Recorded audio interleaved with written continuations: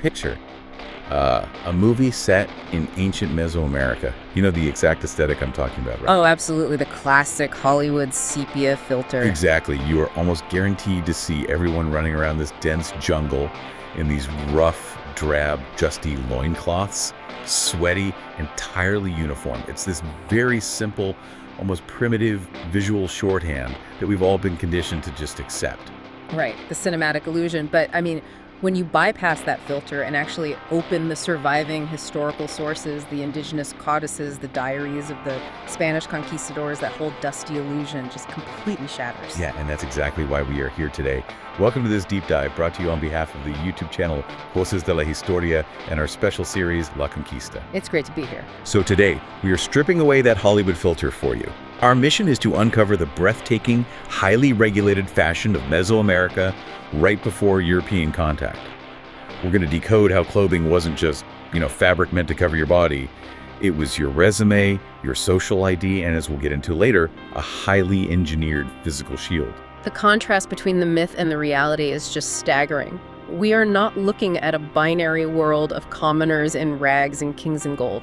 The conquistadors, like Bernal Diaz del Castillo, they actually wrote extensively about arriving in Tenochtitlan and just being in utter shock at the massive markets. So they weren't seeing simple people in rags, right? Not at all. They encountered societies where fashion was just as sophisticated, and honestly far more strictly rule-bound than anything back in Madrid or Seville. Right. The visual overload on those streets must have been a lot to process. Yeah. Mesoamerican dyers had mastered these intense, vibrant, natural colors, deep Brazilwood red, Maya blue, Campeche black, colors that European markets would later pay absolute fortunes for. So before we get into the extreme elite fashion, the jade jewelry, all those intense bodily modifications, we really need to establish what everyday streetwear looked like for you. Because walking into a Maya city in the Yucatan Peninsula was a totally different sensory experience from walking into the high-altitude Mexica or Aztec capital of Tenochtitlan. Oh, completely different worlds, visually speaking. Let's start with the Maya. Yeah. The sources basically portray them as the cosmopolitan trendsetters of Mesoamerica, right? Yeah, you could definitely say that. I mean, the Maya inhabited a generally hotter, much more humid environment, and their wardrobe brilliantly reflected that, while still maintaining this really high level of complex draping. So what was the baseline outfit? For Maya men, the foundational daily garment was the X. And rather than just a basic wrap, this was a long, rectangular, woven cotton loincloth passed between the legs and tied at the back. But it wasn't just functional, it was highly decorative. Exactly. The design required specific, intricately decorated flaps left hanging in the front and the back. And men would frequently layer this with a beautifully woven hip cloth. Right, the codices show those hip cloths draped almost like a modern perio, or like a sarong you might tie around your waist at the beach. At the perfect comparison, yeah. They'd take this rectangular piece of fabric, fold it into a triangle, tie it at the center, and just let it drape elegantly down the legs. And the women's clothing follows that exact same emphasis on airy, complex layering. They wore a wrapped skirt called a pick. Which could be adjusted, right? Exactly. They could adjust the length from above the knee all the way down to the ankles, depending on the region, or honestly, just whatever tasks they were doing that day. And over that, they wore the quechcomitl, which is this really distinctive poncho-like garment. And the true ingenuity of Maya fashion was really the manipulation of the material itself. Maya weavers working on these traditional backstrap looms, they were capable of producing incredibly delicate, sheer woven gauze. Wow, really? Sheer gauze. Oh, yeah. Just imagine trying to survive the crushing humidity of the coastal jungle, but you're wearing beautifully dyed, translucent cotton that catches every single breeze, layered over those bright skirts. I mean, it was highly functional haute couture. That sounds amazing. But then you travel hundreds of miles away, you climb up into the cooler, high-altitude valley of Mexico to visit the Mexica, and all that sheer gauze and flowing drapes, it just completely disappears. It's replaced by a much more sober, grounded aesthetic. Yeah, I always think of the Mexica as the strict minimalists or the Spartans compared to the Maya's cosmopolitans. That's a very accurate way to frame it. The environment and the culture of Tenochtitlan just demanded a completely different approach. A Mexican man's foundational garment was the maxladel. This was an astonishing piece of fabric. I mean, we're talking sometimes 3 to 4 meters long. Wait, really? Just for a loincloth? Yeah. And the way it was wrapped was highly formalized. It always finished with this prominent front knot that stood out, almost like a structural statement piece. And to combat the chill of the valley, they'd throw on a tilma, right? Exactly. The tilma was a heavy rectangular cloak, tied securely over one shoulder. The sources show this strict aesthetic carried over to the women, too. They wore a wrap skirt called a cuitle, which was held up by this tightly woven sash, and then a rectangular sleeveless tunic over it called a huipil. Which is still worn in many parts of Mexico today. Yes.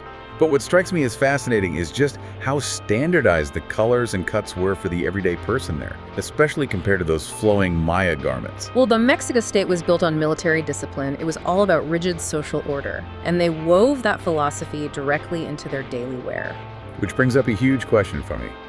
Imagine you are walking through the grand market of Tlatelolco. If everyone is dressed in this relatively minimalist style, most men in a variation of the maxolotl and tilma, how do you know who you're legally required to bow to and who you could just brush past? Well, the answer to that lies in the law of the loom. The law of the loom. Yes. In Mesoamerica, fashion wasn't a matter of waking up and deciding what looked good in the mirror. It was fiercely regulated by sumptuary laws. So wearing the wrong fabric wasn't just a fashion faux pas? No, it was a literal crime against the state, sometimes punishable by death. Wow. The state managed your comfort level based entirely on your birth and your utility to the empire. The vast majority of the population, the working class known as the maciales, were legally restricted to wearing garments made from ixtal. Right, ixtal. For you listening, ixtal is a fiber extracted from the maguey plant. The process involves painstakingly scraping the thick, fleshy agave leaves to get these tough inner strings. So it's highly durable, great for farm work, but it is incredibly rough, scratchy, and stiff. The absolute antithesis of luxurious. Yeah. Meanwhile, the fine, breathable, incredibly soft spun cotton that we just take for granted today that was strictly legally reserved for the nobility, the pippleton. So a commoner couldn't just say, save up some extra cacao beans at the market and buy a soft cotton shirt because they were tired of wearing scratchy agave. Absolutely not. Doing that would be seen as a direct challenge to the divinely ordained social hierarchy. And this intense gatekeeping extended to the dye pits too, didn't it? Oh, heavily. The sources make a massive point about specific colors, particularly that vivid Maya blue and turquoise. These weren't just considered pretty shades, they were physically and religiously tied to the rain gods. And water is the ultimate currency of life in an agricultural society. Exactly. So wearing the color of water meant you symbolically commanded the elements themselves. Because of that profound connection, only the absolute highest echelons of nobility, specifically the Tlatoani, the supreme ruler, were permitted to wear turquoise clothing. If a regular guy was caught walking around in a blue maxolotl, Unthinkable. It would be an unthinkable usurpation of divine authority. He wouldn't survive the day. Okay, I want to look closer at the mechanics of this society. If you were born a Macewool, a commoner, and you're legally bound to wear itchy maguey fibers your whole life, but you really want to experience the comfort of cotton, how did you upgrade your wardrobe? You couldn't buy it, so what was the way out? The only way out was through the military meritocracy. The battlefield was the primary social mobility mechanism available to you. So you had to fight for fashion. Literally. A young man's hairstyle served as a highly visible, instantly readable military resume. Before you saw combat, you were required to wear a specific, prominent lock of hair at the nape of your neck called a piakli. Okay.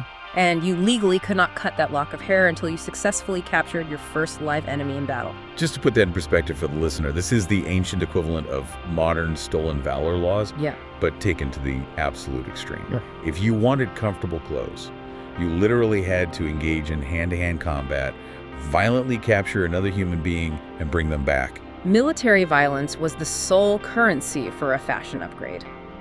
Capturing one enemy allowed you to finally cut off that lock of hair. It signaled to the entire city that you were a full adult. But capturing more enemies that unlocked entirely new tiers of the sumptuary laws. Like a video game skill tree. Kind of, yeah. 3 captures might earn you the right to wear a specific pattern on your cloak. Achieve enough captures, and the state finally granted you the legal right to wear cotton. Oh, wow. So you literally earned the right to not be itchy. Yes. You also earn the right to wear jade jewelry or labret, which is a prominent lip piercing. And the sources describe the ultimate tier of this system too, the Quachik. Ah, the Quachik. Yes. If you survive long enough to capture 5, 6, or 7 enemies, you unlocked this extreme hairstyle. It was essentially a completely shaved head, but with a single, fierce, stiffened crest of hair running down the center or the side, like a terrifying Mesoamerican mohawk. The psychological impact of seeing a Quachic warrior walking down the street really cannot be overstated. It was this blaring visual broadcast of immense lethal capability. Every single person in Tenochtitlan knew exactly what that man had done on the battlefield to earn that crest. The respect must have been visceral.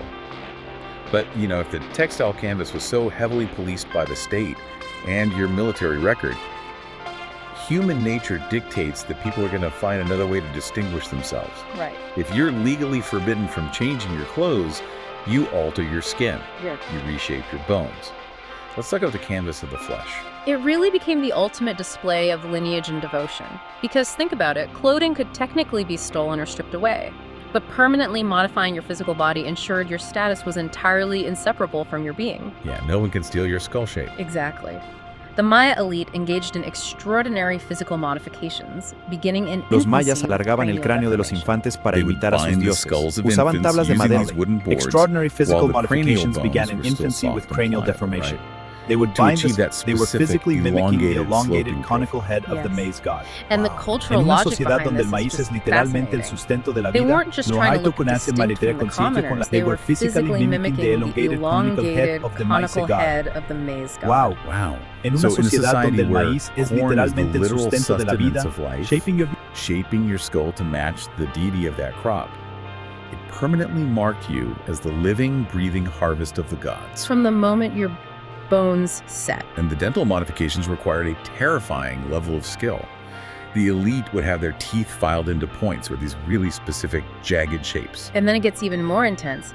Highly trained ancient dentists would carefully drill holes directly into the living enamel to inlay precious stones, particularly jade. And they did this using natural abrasives and hand drills. And somehow they managed to avoid killing the root of the tooth most of the time. Which is incredible dentistry for the time. So every time an elite Maya noble smiled or spoke, the glint of jade was this permanent broadcast of their wealth. A very painful broadcast, yes. But for the everyday person who, wasn't having precious stones drilled into their incisors, they utilized the rich, complex language of paint. Paint was temporary, but it was a completely vital social uniform. Absolutely. The Codices note that Maya youth, both boys and girls, would paint their entire bodies black until they were married. It functioned as an immediate visual signal to the entire community of their unmarried status. And Maya women used a specific red dye, often made from a shiode, that wasn't just a bright pigment. It doubled as a heavily scented perfume that would linger on the skin for days. Turning the wearer into a walking sensory experience, it's beautiful. But that daily social use of paint in the Maya world contrasts so sharply with how the Mexica utilized it. Right, so the Mexico is much more intense. Very intense ritual purposes. Mexica priests, who are constantly engaging with the volatile forces of life, death, and cosmic balance, they painted their entire bodies completely black using soot. But the soot was just the base layer. Right. They would add visceral, textured stripes using their own blood. Blood drawn ritually and painfully from their ears and calves using agave thorns. That is an incredibly intense visual. The paint was a physical testament to their ongoing sacrifice to keep the universe moving. Exactly. But then, on the complete opposite end of the aesthetic spectrum, the Mexica also had the Ahuyaname. The ritual courtesan. Yes. Their use of paint was designed entirely to attract and dazzle. They painted their faces a stark, bright yellow using an ochre paste. They dyed their teeth and lips bright red and wore their hair in a highly Pacific, provocative style. Half intricately tied up and half left completely loose to flow down their backs. And the Ahuyaname also heavily incorporated butterfly motifs into their makeup and clothing. In Mesoamerican symbolism, the butterfly represents transformation, the soul, ephemeral beauty. By wearing these symbols, they were standing out during elite ceremonies, basically imitating the high-fashion makeup styles of the noble women to command attention. It's funny, today, if someone gets an extreme face tattoo, implants under their skin, or files their teeth, we view it as a profound act of rebellion. Right? Definitely. Counterculture. It's a way of stepping outside the societal norm. But in Mesoamerica, whether it was filing your teeth for jade inlays, painting yourself black as a teenager, or covering yourself in soot in your own blood, It was the exact opposite of rebellion. That's a great point. The modification was the ultimate embrace of your specific role. You were altering your physical form to fit perfectly into the exact preordained slot that the cosmos and the state had designated for you. Which brings us to the absolute pinnacle of this aesthetic hierarchy. We have explored the baseline fabric of daily life, the strict social rules of the loom, the physical alterations of the skin and bone. Now we reach the accessories. The true luxury items. Right. The materials that Mesoamericans valued far more than the gold the Spanish conquistadors were so obsessively hunting for. Because to the Maya and the Mexica, gold was, shiny and useful for crafting. But it wasn't the top tier. Not even close. The true gold, the ultimate unmatched status symbol, was jade and quetzal feathers. Feathers were the undisputed currency of power. The logistical nightmare required to create a single feathered suit known as a talisli. It just demonstrates the immense reach of the Aztec Empire. It required a highly complex tribute network stretching thousands of miles into the deep rainforests of Central America. They were gathering exotic bird feathers, specifically targeting the long, iridescent emerald green tail feathers of the male quetzal bird. When we picture the elite Aztec military, the famous eagle or jaguar warriors, we picture these magnificent, brightly colored, full-body suits covered in thousands of these feathers.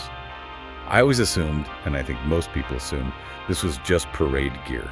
Right, designed to look magnificent or intimidate the enemy through sheer visual spectacle. Yeah, but the sources say otherwise. That is the common assumption, but the reality is a massive testament to indigenous engineering. Those feathers were highly functional armor. Okay, have to stop you there.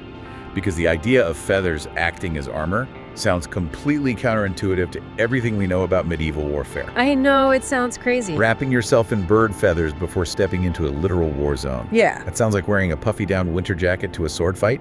How does a feather stop a blade? It sounds absurd until you look at the specific physics of the weapons being used on those battlefields. Mesoamerican warfare didn't revolve around heavy steel broadswords or armor-piercing iron crossbow bolts. Their primary weapon was the macuhuro. The obsidian club. Exactly. A heavy wooden club embedded along its edges with razor-sharp obsidian blades. Obsidian is volcanic glass. It can be flaked to an edge sharper than a modern surgical steel scalpel, but because it's glass, it is incredibly brittle. It shatters upon hard impact. So when a warrior swings a macahuitl at you, if that shattering obsidian blade strikes a warrior wearing a talisli, it encounters a thick, densely packed, tightly woven layer of feathers, which are layered over thick cotton armor. The feathers act almost like ancient Kevlar. Wait, right. Yes, instead of offering a hard, solid surface for the brittle blade to bite into and penetrate, the feathers yield slightly. They catch and trap the shattering, razor-sharp obsidian shards. Oh, wow. This mechanism prevents those deadly glass-like fragments from slicing into the warrior's neck, major arteries, or deep tissue. The suit absorbs the kinetic impact and traps the deadly shrapnel. That is mind-blowing. What looks to our modern Hollywood-trained eyes like this incredibly beautiful, almost theatrical display of wealth, it's actually a highly engineered, deeply practical survival mechanism. Form and function seamlessly united. It completely shifts our understanding of these warriors for you. They weren't just dressing up in flashy colors to show off how rich their king was. They were strapping on meticulously crafted ballistic vests made out of hundreds of exotic birds. The thick layers of feathers accomplished three vital things simultaneously. They broadcasted your elite status to everyone on the field. They proved your military prowess because only the best warriors had the legal right to wear them. And most importantly, they physically kept you alive to fight another day. Incredible. When we pull back and look at the vast tapestry we've unrolled today, from the scratchy maguey fibers of the commoners to the jade inlaid teeth of the nobility and the ballistic feather armor of the elite warriors, we see the Mesoamerican clothing was never just about covering up. No, it was a vivid, complex, living language. Every single knot on a max ladle, the specific hue of Maya blue, the precise number of jade inlays in a molar, or the type of feather woven into a shield, it all told your entire life story at a glance. Your lineage, your profession, your literal military kill count, and your religious devotion were all immediately readable on display. Consider this as a final thought to mull over long after this deep dive ends.